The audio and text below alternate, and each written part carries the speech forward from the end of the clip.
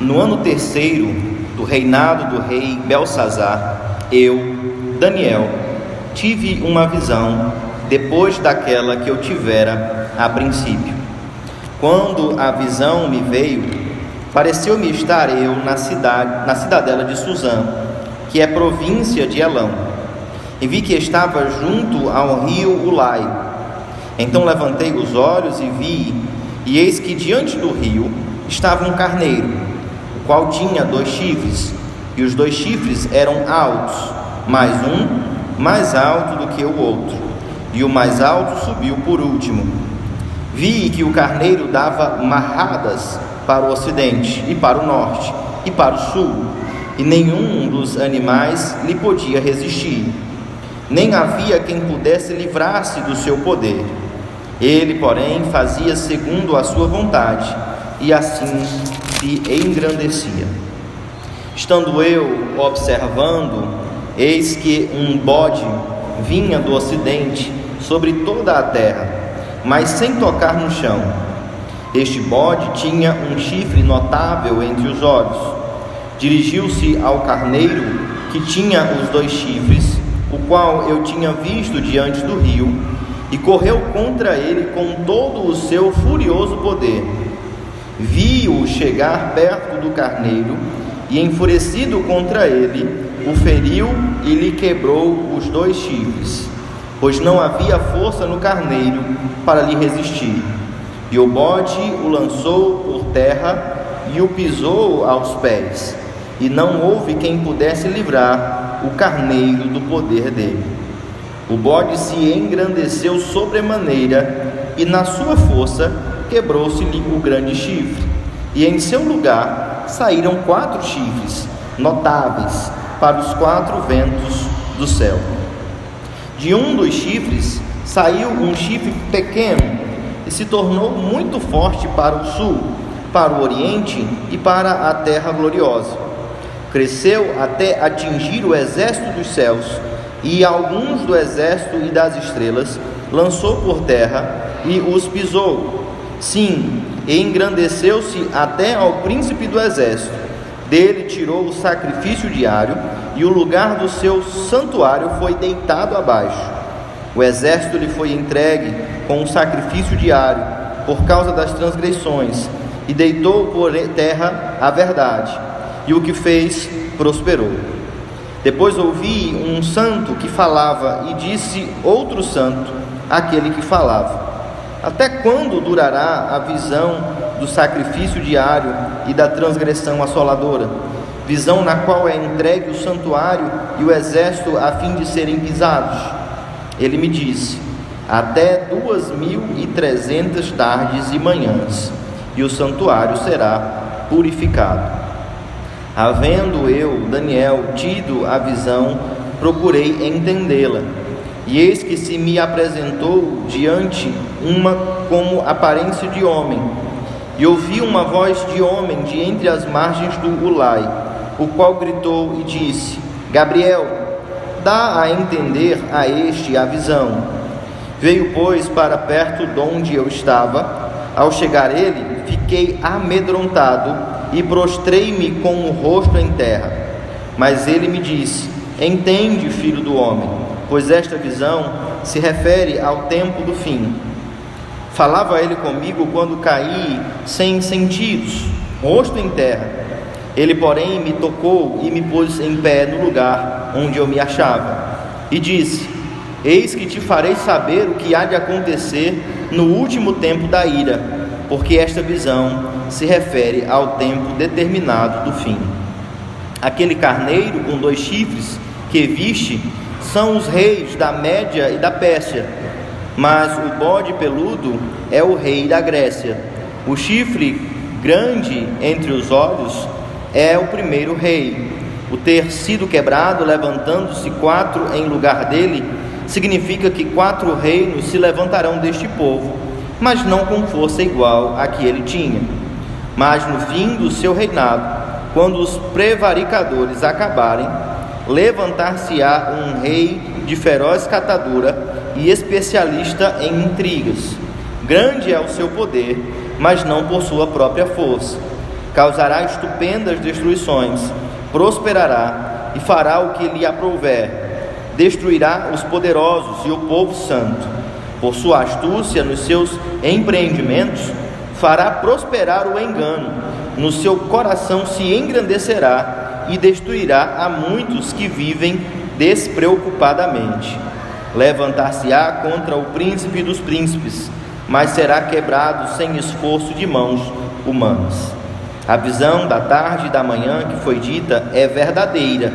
Tu, porém, preserva a visão, porque se refere a dias ainda muito distantes. Eu, Daniel, enfraqueci e estive enfermo alguns dias. Então me levantei e tratei dos negócios do rei. Espantava-me com a visão e não havia quem a entendesse. Vamos orar?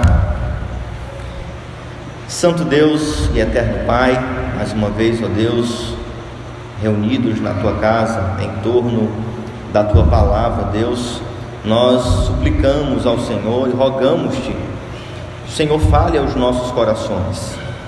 Na verdade, ó Deus, nós te pedimos desejosamente que o Teu Espírito Santo nos dê entendimento da Tua palavra, que nossas mentes não estejam obscurecidas pelo nosso pecado, mas que a Tua palavra, a Tua voz, que se faz ouvir, ela aqueça os nossos corações e manifeste a Tua glória, e nós possamos, ó Deus, contemplar a glória do Filho por meio da palavra, e nós possamos, ó Deus, ser animados pelo Senhor, nós possamos, ó Deus, ter as nossas forças recobradas pela Tua voz, nós possamos, ó Deus, ter a nossa esperança renovada e fortalecida pela Tua voz, que a Tua palavra, ó Deus, que manifesta o Teu poder e a Tua grandeza, que manifesta a Tua soberania e o Teu governo, esta apazigue os nossos corações nos dias maus, e que nós sejamos fortalecidos por ela.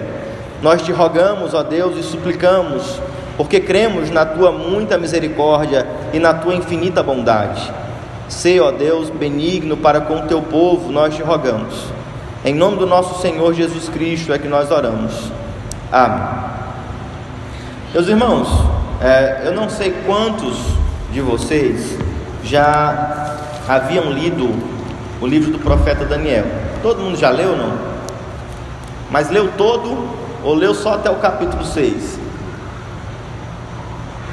Todo? Quem leu todo? Tá. Quando você chega nessa parte, nós encontramos uma séria dificuldade, não é? Sempre que nós lidamos com textos de cunho profético, e neste caso, cunho até apocalíptico, nós temos muita dificuldade em compreender algumas coisas. E isso é porque nós estamos em 2020, né? Imagine Daniel, que recebe do Senhor esta revelação de coisas que iriam acontecer muito tempo à sua frente. Nós podemos visitar a história e ter aí o auxílio da história, reforçando tudo aquilo que o Senhor estava dizendo. Mas há um propósito no Senhor em revelar-se, há um propósito no Senhor em preservar a sua palavra, há um propósito e há um benefício para o povo de Deus em receber do Senhor a sua revelação. Nós vamos observar aqui em o Senhor abençoando a Daniel com a sua palavra, e vamos perceber que estes benefícios eles são duradouros, e que é importante para o povo de Deus ter a palavra de Deus guardada em seus corações, por muitos motivos, tá? Nós cremos e afirmamos com certeza de que o Senhor é soberano e que governa a história. Aqui o Senhor manifesta isso de forma abundantemente clara. Não há como duvidar, né, ou questionar as revelações que são aqui apresentadas, especialmente quando nós as conferimos com os relatos históricos seculares, não é? Mas entenda, não é porque a história confirma a Escritura que a Escritura é digna de confiança, mas a Escritura sempre foi digna de confiança. Os historiadores estão acertando quando eles acompanham a Escritura, não é? Porque a Escritura é a palavra de Deus. Hoje você vê, e é triste perceber como alguns irmãos ainda buscam trazer alguma relevância para a Escritura, apresentando relatos. Olha, encontraram a arca de Noé no Monte tal. Você já deve ter visto fotos, até vídeos no Facebook, e as pessoas dizem: está vendo? É verdade. Você tinha dúvida de que era verdade? Eu não tenho, espero que você não tenha também, né? A história vai confirmar a Escritura, porque a Escritura é verdadeira, e nós não precisamos do aval da história, porque quando nós lemos estas palavras, nós sentimos arder em nosso coração. São estas palavras que abriram os nossos olhos, que nos deram vida, que tem nos renovado. O testemunho do Espírito Santo falando aos corações, ele é mais importante do que o testemunho da história, tá? Entenda isso. A palavra de Deus é verdadeira, não porque a história concorda com ela, mas porque é o Senhor que tanto se revela como preserva a sua palavra, tá? Mas vamos ao texto. Como você viu no capítulo 7, Daniel havia tido uma visão, tá? Enquanto estava no seu leito à noite, e foi a primeira visão no capítulo 7, no primeiro ano do reino de Belsazar. Então nós ainda estamos dentro do período babilônico, do Império Babilônico, aquele primeiro império que é apresentado na visão como sendo um leão, né? E nós vamos encontrar agora no terceiro ano mais uma visão, e é um pouco distinta, não no seu conteúdo, certamente na forma de retratar a verdade, mas é tão verdadeira como a outra, mas na forma.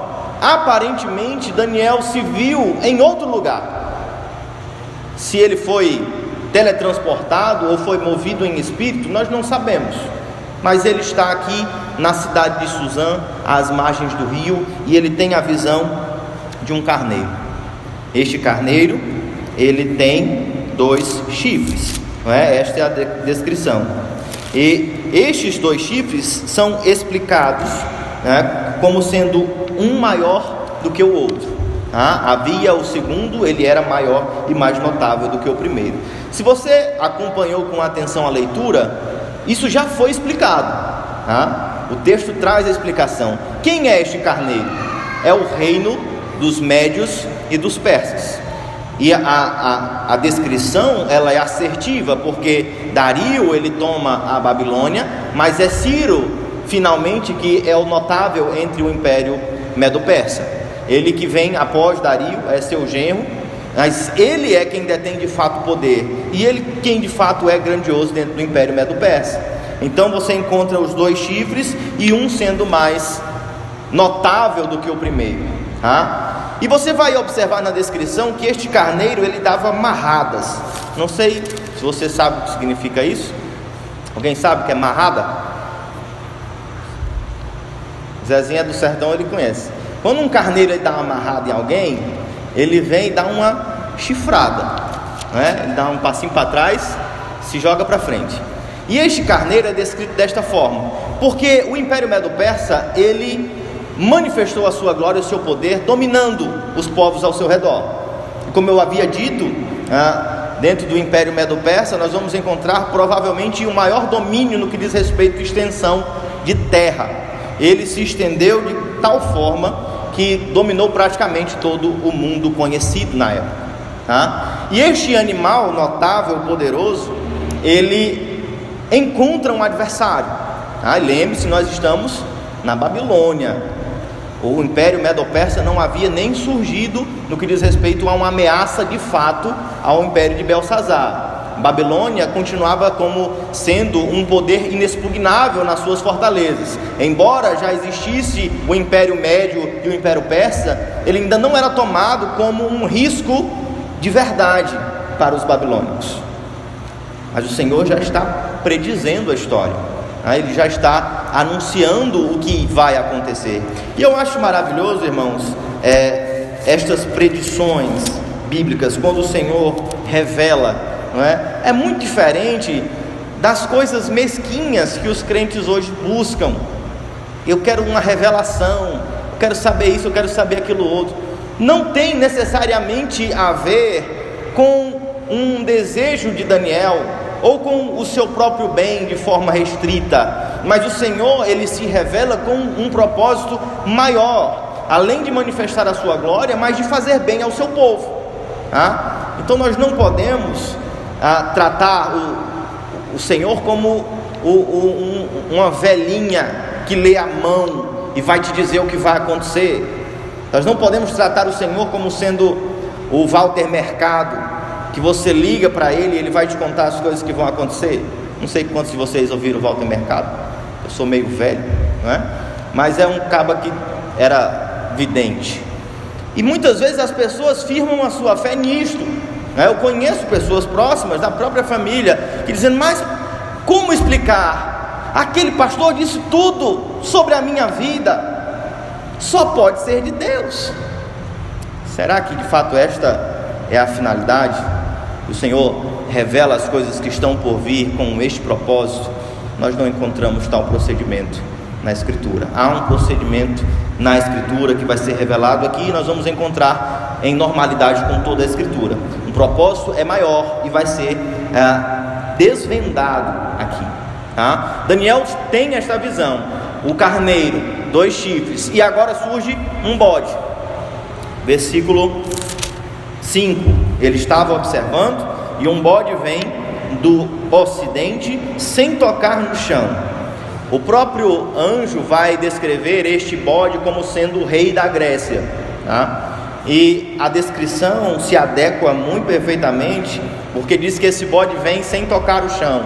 Quer dizer que ele caiu de paraquedas? Não, mas muito provavelmente o texto se refere à velocidade com que o império de Alexandre se estendeu. Em mais ou menos 13 anos do início do seu empreendimento bélico, ele conquistou todos os grandes impérios que estavam à sua volta. Um feito que até hoje não foi igualado, uma velocidade impressionante, tá? E se você já assistiu o filme, é muito provável alguém já tenha assistido, você vai perceber, não é, como ele dominou povos de várias culturas, de várias línguas, não é? E muito por isso também nós vamos encontrar no período em que o Senhor Jesus Cristo vem, o mundo unificado por uma língua, que é o grego, mesmo estando debaixo de um império romano. Mas a língua grega comum, ou koiné, ela tornou-se o idioma comum a todos estes povos por causa da extensão do império grego, tá?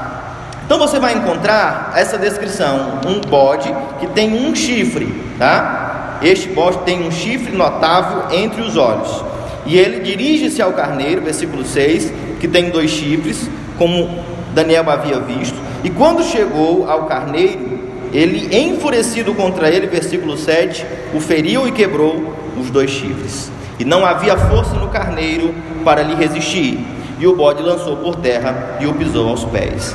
Não houve quem pudesse livrar o carneiro do poder dele. E nós temos aí um novo império ascendendo. É curioso porque o texto, tanto no capítulo 8 como no capítulo 7, como em outros sonhos, o Senhor vai mais uma vez reforçar a ideia da sua soberania sobre a história. Ele tem feito isso desde o início, quando ele entrega o rei de Judá nas mãos de Nabucodonosor, e com muita frequência ele vem reforçar esta ideia. Um império vem, o outro se levanta, e isso ainda não aconteceu. E por que o Senhor Deus está revelando estas coisas?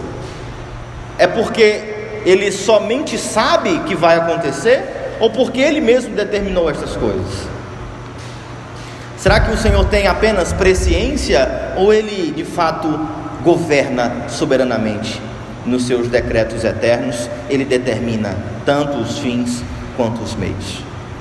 Se o Senhor revela, é porque ele sabe que de fato vai acontecer, e ele garante que vai acontecer porque ele ordenou todas estas coisas, tá? Você vai perceber isto com mais clareza mais adiante. Então este se levanta, fere o carneiro, o império grego vai, às mãos de Alexandre o Grande, se estender sobre toda a terra. E aí a descrição que é dada no versículo 8 é a seguinte: o bode se engrandeceu sobremaneira, e na sua força quebrou-se-lhe o grande chifre. Se você conhece a história de Alexandre o Grande, você sabe que ele morreu em sua juventude, tá? Com cerca de 30 anos ele morreu. A sua morte ainda não é descrita com certeza, Muitos se referem a uma grave enfermidade, outros se referem a envenenamento. Mas no auge do seu poder e da sua força, ele morre. E surgem então, como continua a descrição, 4 chifres notáveis para os 4 ventos dos céus. É bom que você entenda que, em lendo a Escritura com um livro de história na mão, a Escritura ela não tem a preocupação de ser descritiva, Ela não se atém aos fatos de forma descritiva. Por quê? Porque assim que Alexandre morreu, iniciou-se um período de confusão entre os seus comandantes e os seus generais, e muitos arrogaram para si o título de novo governante, e muitos morreram em tramas e conspirações. Depois de um determinado período de conspirações e de novos governantes, 4 dividiram o reino, e a estes 4 que as Escrituras se referem: Cassandro, Ptolomeu, Antígono e Seleuco. Estes 4, eles dividiram o império de Alexandre, mas, como diz o texto, e fica claro, eles não eram fortes como o primeiro chifre. Eles não eram notáveis como o primeiro que estava na cabeça do bode. Eles surgiram após a sua queda e se estenderam. Eles dividiram o reino de Alexandre e surgiram novos reinos, Mas aí continua a descrição da visão. De um dos chifres, de entre esses 4, saiu um chifre pequeno e se tornou muito forte para o sul, para o oriente e para a terra gloriosa. Cresceu até atingir o exército dos céus, e alguns do exército das estrelas lançou por terra e os pisou. Sim, engrandeceu-se até ao príncipe do exército, dele tirou o sacrifício diário, e o lugar do seu santuário foi deitado abaixo. Aí as coisas começam a complicar, porque até um certo momento, você está lendo, o anjo explica e dá a descrição que é o reino dos médios e dos persas, depois é o rei grego, que depois tem o seu reino dividido. Mas e agora? Quem é este que surge e que, de certa forma, ataca inclusive o exército dos céus? É uma descrição que parece longe da nossa realidade, e o texto ele não vai deixar isso com uma clareza tal que eu acredito que Daniel pudesse em seus dias ter compreensão, como não podia sobre o Império Grego e o Império Medo-Persa. Mas, observando a história, os comentaristas eles vão entrar em um consenso sobre quem seria esse personagem, E o nome dele é Antíoco Epifânio, que surgiu após a divisão do reino grego e já com o estabelecimento do Império Romano. Ele era um governante que não se tornou notável pelos seus feitos heróicos e militares, mas por causa das suas artimanhas e da sua habilidade de fazer conspirações. E Antíoco Epifânio, ele buscou engrandecer-se e pleiteou uma batalha contra o povo de Deus, E ele foi um grande perseguidor do povo de Deus, e por isso que muitos intérpretes vão tomar esta descrição, como diz o versículo 12 e o final do versículo 11, que ele diz: engrandeceu-se ao príncipe do exército, dele tirou o sacrifício diário, o lugar do seu santuário foi deitado abaixo. Na verdade, o versículo 10 também, que diz que alguns do exército das estrelas lançou por terra e os pisou, seria justamente a descrição da perseguição de Antíoco Epifânio a aqueles que faziam parte do povo de Deus. E quando diz que ele se engrandeceu ao ponto de chegar-se até o príncipe dos céus, aqui a menção se refere ao fato de ele profanar o templo. Ele persegue os judeus, toma Jerusalém e passa então a profanar o templo. Por isso que a sua iniquidade se estende não apenas contra estes astros dos céus, mas contra o príncipe, contra o próprio Deus. E se você for buscar a história, ler os relatos das profanações que ele cometeu, são muitas, em sacrificar animais impuros no templo, como ele o fez sacrificar porcos, aspergir seu sangue e as suas fezes no Santo dos Santos, sacrificar os sacerdotes dentro do templo e muitas outras barbaridades que ele cometeu contra o povo de Deus no seu período de perseguição. E esta visão muito provavelmente se harmoniza com o que de fato aconteceu nestes dias. Mas observe, o Senhor descreve isto, mas um anjo ele pergunta, não é? Um santo, versículo 13, falava, e disse outro santo àquele que falava. Um santo estava descrevendo os fatos, e o outro diz a ele: até quando durará a visão do sacrifício diário e da transgressão assoladora, visão na qual é entregue o santuário e o exército a fim de serem pisados? A resposta é: até 2.300 tardes e manhãs, e o santuário será purificado.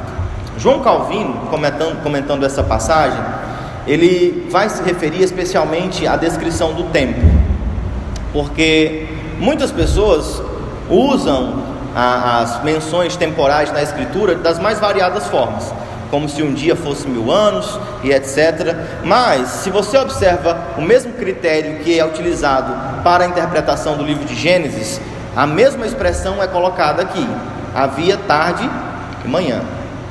Então João Calvino toma esta descrição como sendo dias, e se nós considerarmos como sendo dias, nós temos cerca de 6 anos e 1/3, que é exatamente o mesmo período desde a primeiro ataque de Antíoco Epifânio a Jerusalém e até o último dia, quando a revolta dos Macabeus encerra este período de perseguição e o culto volta a ser realizado no templo nas formas e no molde que o Senhor havia ordenado.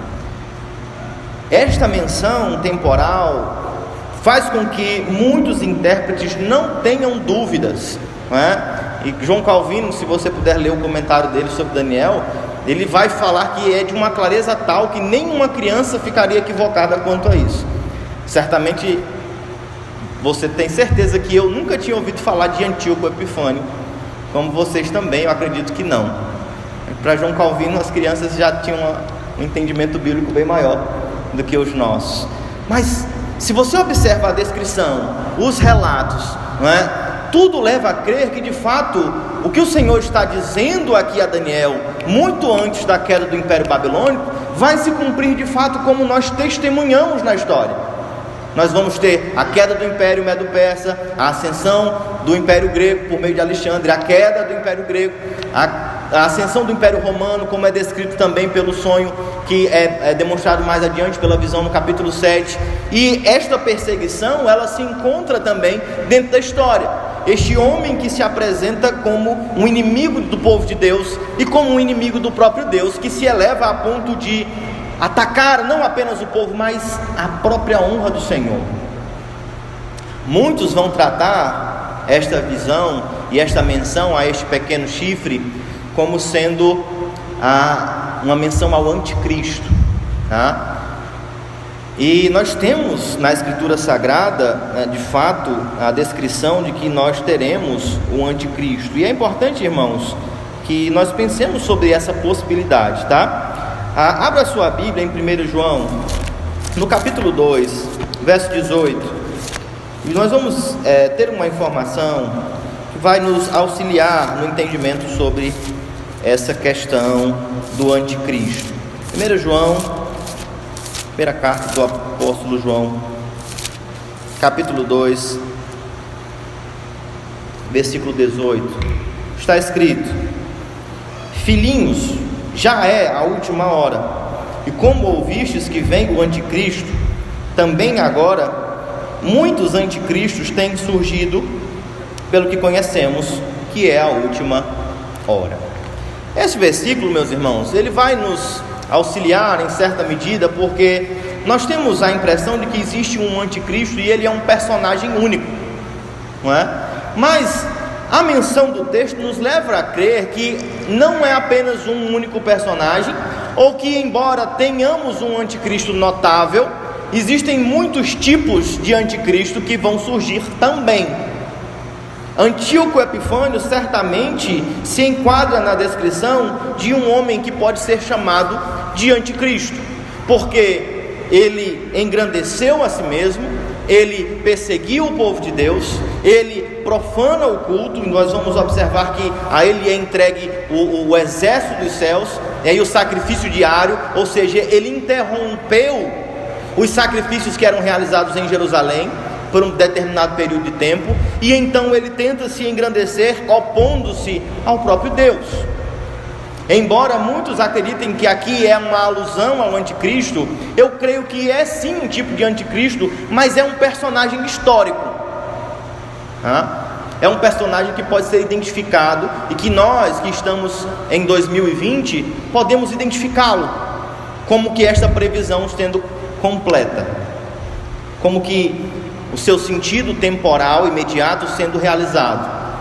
E por que o Senhor revela-se? Com a finalidade de demonstrar algo tal a Daniel? Nós vamos ver, vamos continuar no texto, Quando Daniel, versículo 15, teve a visão, ele procurou entendê-la, como sempre ele faz, ele procura a interpretação, ele procurou entendê-la. E eis que me apresentou diante um com uma aparência de homem, e ouvi uma voz de homem de entre as margens do Ulai, a qual gritou e disse: Gabriel, dá a entender a este a visão. João Calvino entende que aqui, este que ordena a Gabriel que traga o sentido da visão a Daniel, é o próprio Cristo, como tendo uma voz de homem, sendo uma menção àquele que ordena os anjos, e a qual os anjos são subservientes, como sendo aqui uma menção ao próprio Cristo. E como se o Senhor tivesse dito ao anjo Gabriel que ele trouxesse o significado então para Daniel. E Gabriel vem até ele, para perto de onde ele estava, e veja a reação de Daniel. Ao chegar ele, fiquei amedrontado, prostrei-me com o rosto em terra, mas ele me disse: entende, filho do homem, pois esta visão se refere ao tempo do fim.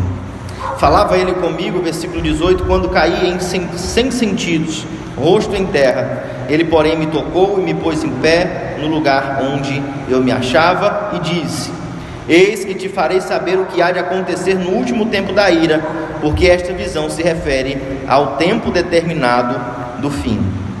Aquele carneiro com 2 chifres que viste são os reis da Média, da Pérsia. O bode é o rei da Grécia. O chifre grande entre os olhos é o primeiro rei. O tecido quebrado, levantando-se 4 em lugar dele, significa que 4 reinos se levantarão deste povo, mas não com força igual a que ele tinha. Tudo de acordo com a descrição dos fatos relatados pela história. Mas no fim do seu reinado, quando os prevaricadores acabarem, levantar-se-á um rei de feroz catadura e especialista em intrigas. Ao fim deste reino, destes 4 que ainda existia, este rei se levantaria. Grande é o seu poder, mas não por sua própria força, o que vem de acordo com a descrição histórica de Antíoco Epifânio. Ele não chegou ao poder por meio da guerra, pela sua habilidade. Ele não era como os demais notáveis na batalha, que seguiam com os seus homens e conquistavam. Ele chegou ao poder por meio de conspirações, por meio de maquinações. Então vê a distinção. Ele não chega, ele é grande, mas não por sua própria força. Causará estupendas destruições, prosperará e fará o que lhe aprouver. Destruirá os poderosos e o povo santo. Nós temos a descrição deste homem, deste chifre pequeno que surge como sendo alguém especialista em contendas, que se tornou grande, mas não pela sua própria força, e ainda assim próspero. Eu acho engraçado o uso dessa expressão, próspero, porque frequentemente a prosperidade tem sido associada com os crentes, O crente é próspero. Será que só é próspero aquele que é crente, que serve a Deus? Depende de quais são os seus objetivos. Este homem, ele era mau, semeador de contendas, mas ele foi próspero nos seus objetivos. ele prosperou inclusive contra o povo de Deus. Logicamente, nós não podemos perder de vista de que isto acontece por um motivo específico. Se você se volta para a descrição que é feita do templo, você vai observar que no versículo 14, nós vamos encontrar que ao final deste prazo, o santuário será purificado. E no versículo 12 a descrição diz: o exército lhe foi entregue como sacrifício por causa das transgressões. Há um motivo desta perseguição contra o povo de Deus, o motivo deste homem mau prosperar contra o povo santo, o motivo deste homem cometer atrocidades no templo contra a honra de Deus, não é outro senão a própria desobediência e rebeldia do povo. Eles cometeram transgressões e eles foram impedidos de cultuar. O culto foi profanado, o nome de Deus foi profanado, porque o seu povo transgrediu a sua lei. E os sacrifícios foram suspensos por um tempo determinado, até que o templo fosse purificado. Como assim purificado se está sendo profanado? Mas o culto hipócrita do povo de Deus foi interrompido, e o sofrimento que veio sobre o povo de Deus iria vindicar a ira do Senhor. Não pense que isso é estranho na Escritura. Por que você imagina que Daniel, em meio ao cativeiro babilônico, em meio às muitas tribulações que o povo de Israel estava passando, a sua fé estava firme no Senhor? Por que ele, quando foi posto à prova, por muitas vezes permaneceu crente no Senhor? Por que ele, estando cativo em um povo com outro Deus, ele continuava a orar ao Senhor? Porque ele cria na palavra do Senhor. Os profetas haviam anunciado a queda de Jerusalém muito antes de ela acontecer. Então Daniel, que conhecia o Senhor e conhecia a palavra do Senhor, ele sabia que tudo aquilo que estava acontecendo com o povo de Deus havia sido anunciado pelo próprio Deus. E aí você encontra um dos propósitos fundamentais da revelação, para que o povo de Deus não se esqueça jamais de que o Senhor está conduzindo a história. O povo de Deus está padecendo no cativeiro. Deus havia dito, falado por meio de seus profetas, que se não houvesse arrependimento e conversão, isto iria acontecer, e aconteceu de fato. Nós encontramos um exemplo muito semelhante na leitura que fizemos no Evangelho de Lucas hoje. Os discípulos não perceberam, não creram, mas Cristo disse: eu já vos havia anunciado que eu teria de morrer e que ressuscitaria no último dia. A palavra de Cristo, ela serve para que no momento da grande aflição, o povo de Deus não esteja entregue à desesperança e ao desespero, porque o Senhor, Ele já prediz tudo o que vai acontecer. O povo sabia que iria para o cativeiro e ficaria por um período de tempo, mas quando o cativeiro acabou, você acha que o povo voltou para Jerusalém? Você sabe quando é que o cativeiro se encerra, não é? O período de Ciro, no Império Medo-Persa. O povo volta, reedifica o templo, mas o povo voltou-se ao Senhor, o povo voltou a buscar a Deus, mesmo com o final daquela experiência em a palavra do Senhor se cumprindo sobre eles por causa do seu pecado e eles tendo ficado cativos por muitos anos. Quando eles retornaram a Jerusalém, eles voltaram a buscar ao Senhor. Leia Ageu, leia Malaquias, vejam o que eles dizem sobre o povo de Deus que voltou do cativeiro. Eles continuavam olhando para dentro de si mesmos, continuavam edificando e adornando as suas casas, enquanto a casa de Deus perecia. Eles continuavam roubando a Deus, mesmo o Senhor tendo revelado toda a sua vontade, mesmo a sua palavra se mostrando infalível, se mostrando fiel. A dureza dos nossos corações nos faz nos voltar contra o nosso Deus e contra a sua palavra. O Senhor havia predito o cativeiro, o povo foi, quando voltou às mesmas práticas. E aí o Senhor levanta um perseguidor. Quando eles voltaram do cativeiro, todos os povos ao seu redor se tornaram inimigos de Israel. Eles foram muitas vezes cercados e impedidos de continuar na reconstrução do templo. E nós vamos encontrar em Antíoco Epifânio aquele que é o maior dos inimigos do povo de Israel pós-cativeiro, que vai profanar o templo e que vai perseguir os judeus quase que até a sua extinção. Mas mais uma vez é importante que nós atentemos para o que descreve a palavra de Deus. Volte-se ao versículo 25. Por a sua astúcia nos seus empreendimentos, fará prosperar o engano no seu coração. Fará prosperar o engano no seu coração, se engrandecerá e destruirá muitos que vivem despreocupadamente. Levantar-se-á contra o príncipe dos príncipes, mas será quebrado sem esforço de mãos humanas. Veja a descrição deste homem. Veja a descrição deste pequeno chifre que surge. Qual é a sua forma de atuar? É curioso, irmãos, porque é uma forma distinta de oposição e de perseguição. Quando você vê os demais animais na sua força e no seu poder, você reconhece impérios grandiosos e impérios poderosos militarmente. Este não, ele é perspicaz e é grandioso e se faz poderoso pelo engano. E é uma das formas com as quais Satanás mais efetivamente tem atacado o povo de Deus. Não necessariamente por meio da perseguição ativa, pública, visível, não pela espada, mas pela disseminação do engano. Este homem se tornou notável e a verdade caiu por terra, não é? E veja, ele destruiu a muitos que vivem com a descrição despreocupadamente.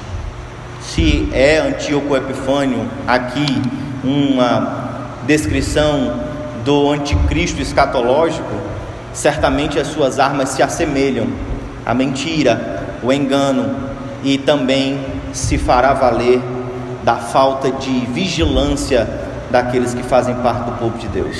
Mas a esperança não está encerrada aí.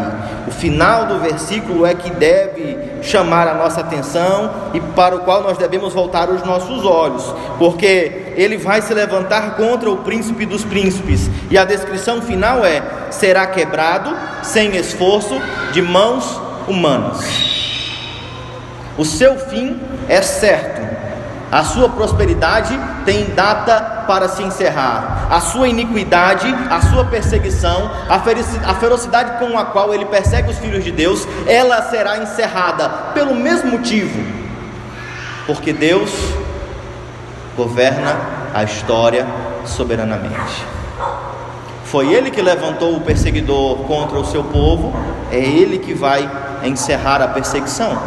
Meus irmãos, o Senhor por muitas vezes levantou homens ímpios e iníquos contra o seu povo, para que o seu povo se arrependesse, para que o seu povo temesse, para que o seu povo tivesse o seu coração quebrantado e retornasse ao Senhor.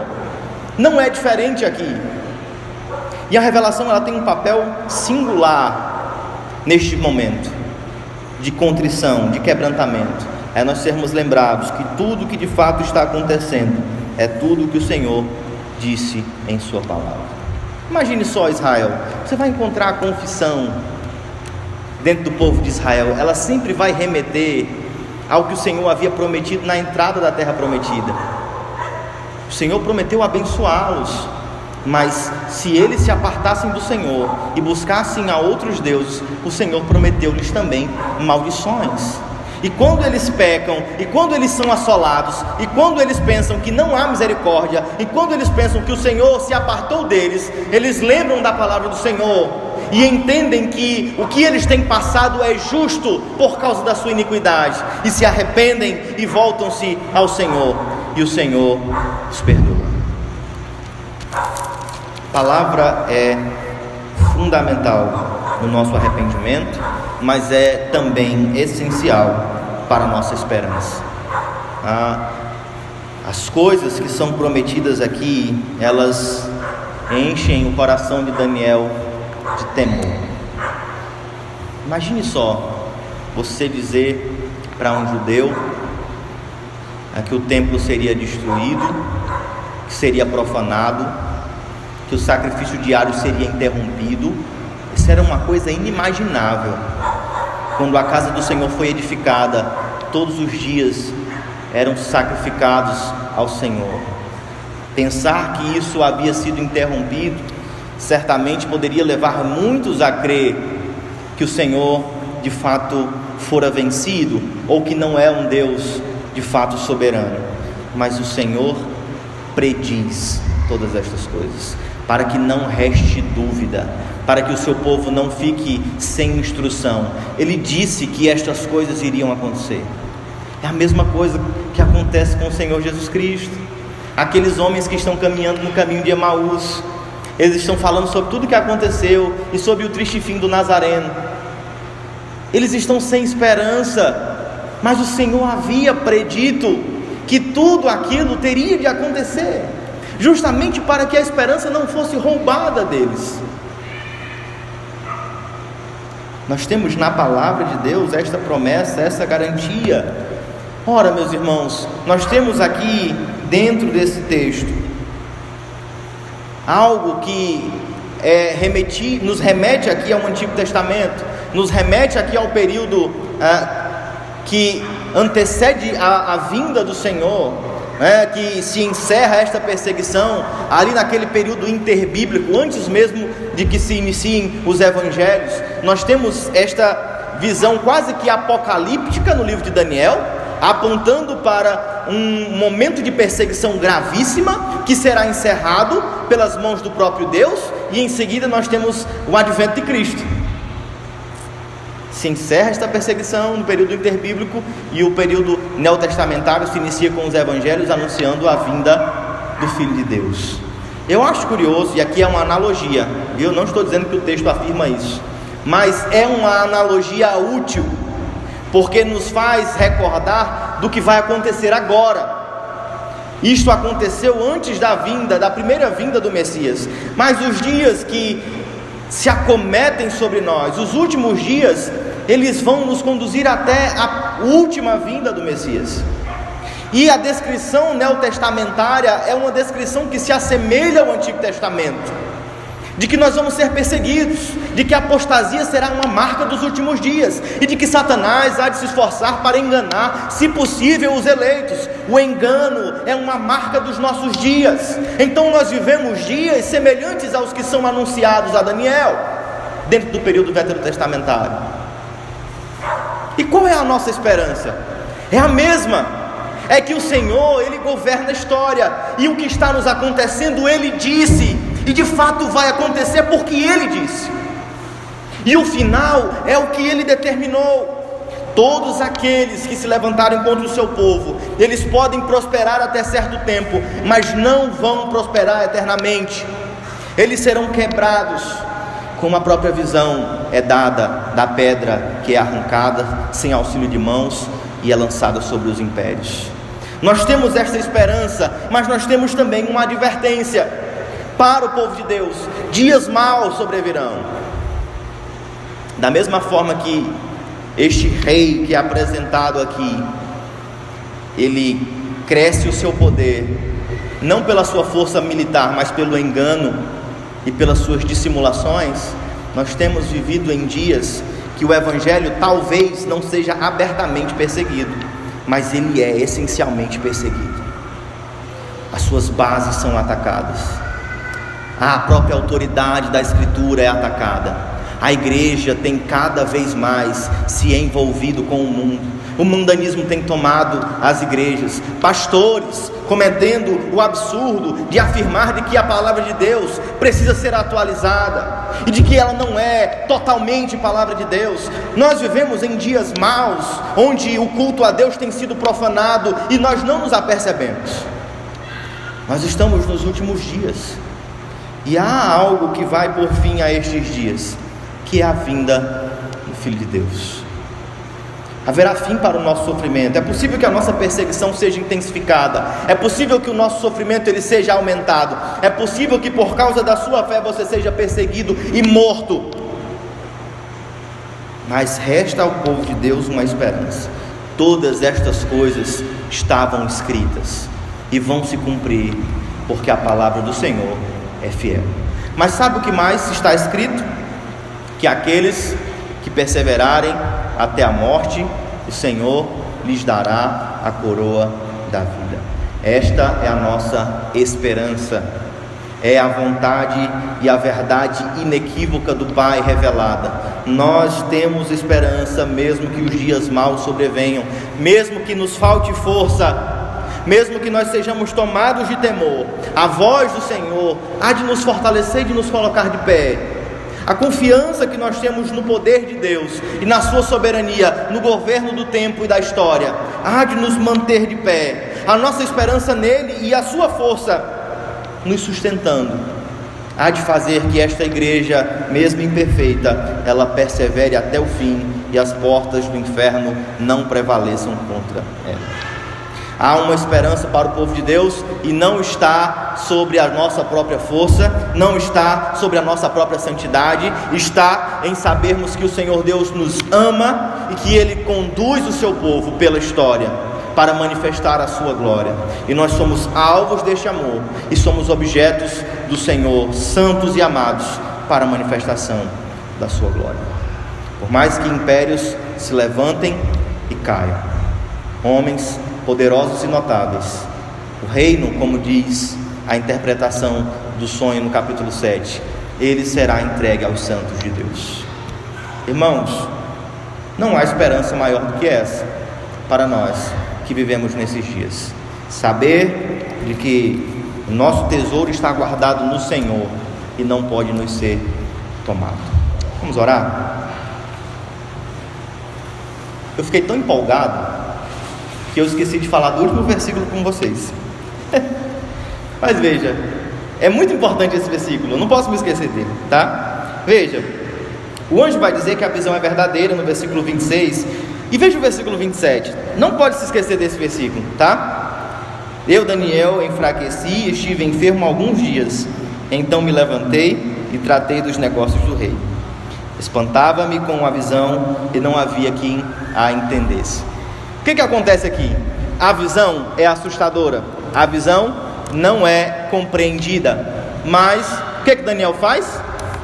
Ele se levanta, vai trabalhar, vai cuidar dos negócios do rei. Ele era um funcionário do rei. É curioso porque que o Senhor Deus está dizendo, a história está nas minhas mãos, todas as coisas eu governo. Você não precisa se preocupar com elas. Viva a sua vida para a minha glória. Vai trabalhar. Isso pode encher o nosso coração de medo, pode furtar o nosso entendimento em algum motivo, sim, mas nós não estaremos amedrontados ao ponto de ficarmos estáticos.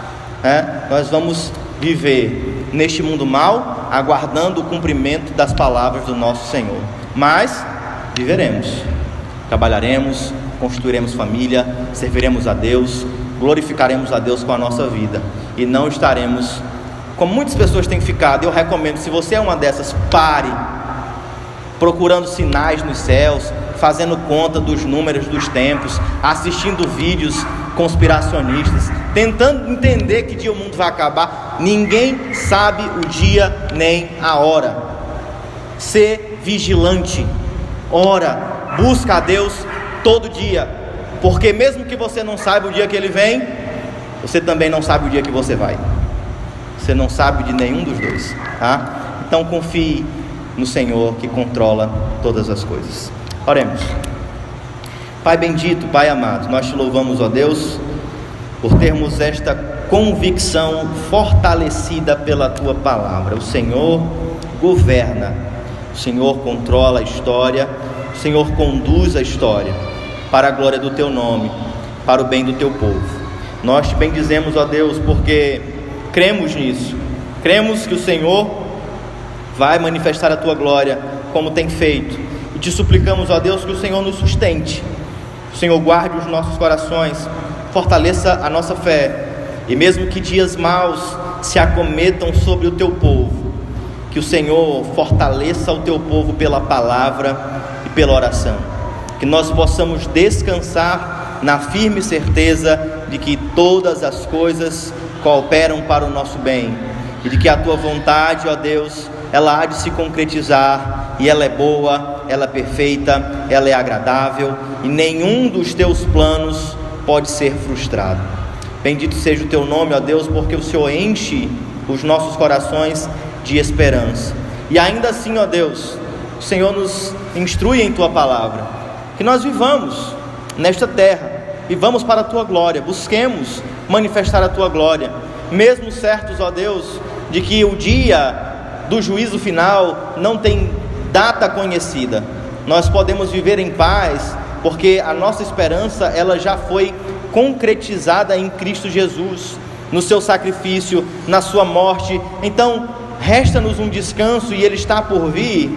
Nós o esperamos, o aguardamos, mas estamos certos, ó Deus, de que ele já nos foi outorgado pelo nosso Senhor Jesus Cristo. Pai bendito, nós pedimos pela vida da tua igreja, em dias maus, em dias de perseguição, em dia que o inimigo de forma sagaz tem semeado a discórdia, tem enaltecido o engano no meio do teu povo. Ó Pai querido, que o teu povo seja fortalecido pela tua palavra. Ó Pai querido, que nós possamos perseverar, ó Deus, confiantes, ó Deus, no Senhor, que nós não sejamos, ó Pai, seduzidos, e que se formos perseguidos, nós não venhamos a fraquejar a nossa fé, porque o Senhor já nos anunciou todas estas coisas, que nós não tenhamos os nossos olhos fechados no meio do desespero, mas que o Senhor coloque esta palavra de paz em nossos corações. O Senhor reina, e o teu reino é para todos sempre. O Senhor, ó Deus, continua, ó Pai, derramando bênção sobre a vida do teu povo. Continua, ó Deus, pastoreando os seus corações, conduzindo os seus passos, abençoando os seus lares. Que nós possamos, ó Deus, cada dia sermos transformados à tua imagem e semelhança, e que o teu nome seja engrandecido nesta terra, e que o teu nome seja conhecido nesta cidade, pela vida do teu povo, pelo testemunho da tua igreja. Nós te rogamos isto, ó Deus, te suplicamos, ó Pai querido, que o Senhor fortaleça o teu povo com a tua palavra, que o Senhor guarde o teu povo debaixo das tuas fortes mãos. Nós te suplicamos, ó Deus, também pelos nossos muitos irmãos que se encontram, ó Deus, abatidos, desanimados, que têm, ó Deus, sido enredados pela agenda deste mundo, pelas coisas que este mundo oferece. Ó Pai querido, abre os seus olhos, se preciso for, que eles passem pelo sofrimento, que isso aconteça, ó Deus, para o bem deles e para a tua glória, porque é melhor, ó Deus, ser corrigido pelo Senhor do que ser entregue aos nossos próprios pecados. Tem misericórdia, Pai, dos nossos filhos, das nossas crianças que têm crescido na tua casa. Coloca, ó Deus, o Evangelho em seus corações, e que no tempo oportuno eles professem a fé no Senhor Jesus Cristo. Ó Pai querido, nós te rogamos também pelos nossos irmãos que se encontram enfermos, acamados, que têm sofrido, ó Deus, de enfermidade. Que o Senhor, ó Deus, com a tua mão poderosa e com a tua graça, esteja sobre eles, ó Deus, restaurando a sua saúde conforme a tua vontade. Nós te rogamos, ó Deus, pela vida da tua igreja, pela vida do teu povo, que se congrega aqui na tua cidade, que se congrega aqui nas regiões que cercam, no nosso país. Nós te rogamos, ó Deus, pela vida do teu povo. Em especial, ó Pai, nós te suplicamos também, ó Deus, pelos representantes do povo que serão eleitos no dia de hoje. Que o Senhor coloque temor em seus corações, que o Senhor, ó Deus, os conduza, ó Pai, a um governo justo, e que, ó Pai, se eles buscarem o ganho próprio e a corrupção, que a tua própria mão seja contra eles em todos os seus intentos. Nós te rogamos isto, ó Deus, e suplicamos o bem do teu povo e a glória do teu nome. Em nome do nosso Senhor Jesus Cristo, ó Deus, é que nós oramos. Amém.